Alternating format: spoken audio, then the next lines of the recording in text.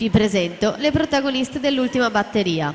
Arianna Bazza in corsia 1, Martina Roberta Lacatuso in 2, Silvia Moretto in 3, Giulia Grasso in 4, Martina Marini in 5, Martina Colodeli in 6, Ludovica Barbero in 7, Asia Mutton in 8.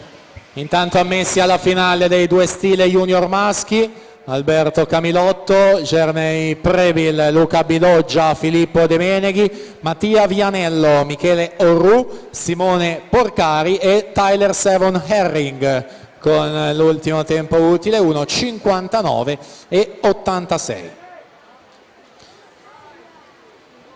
In acqua batteria 3 penultima con Vittoria Grotto che ritroviamo a Centrovasca dopo i 200 misti con cui ha aperto il suo programma delle gare nel trofeo casalingo. Abbiamo detto dei suoi 3 argenti ottenuti nei 4, negli 8 e nei 1500 stile ai categoria di Roma.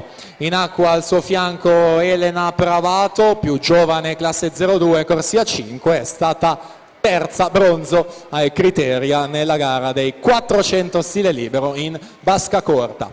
Virata dei 150 metri, Grotto e Pravato nell'ordine, e poi per la terza posizione è Giulia Raccagna in corsia 3.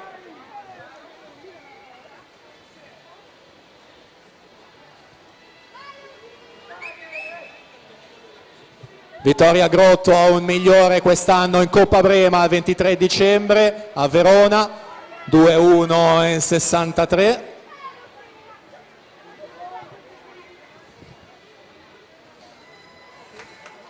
Vittoria Grotto chiude in 2:2:80 su Elena Pravato, seconda posizione, 2:2:97, si mettono rispettivamente in seconda e terza posizione alle spalle di Martina Rombaldoni che mantiene la leadership alla partenza.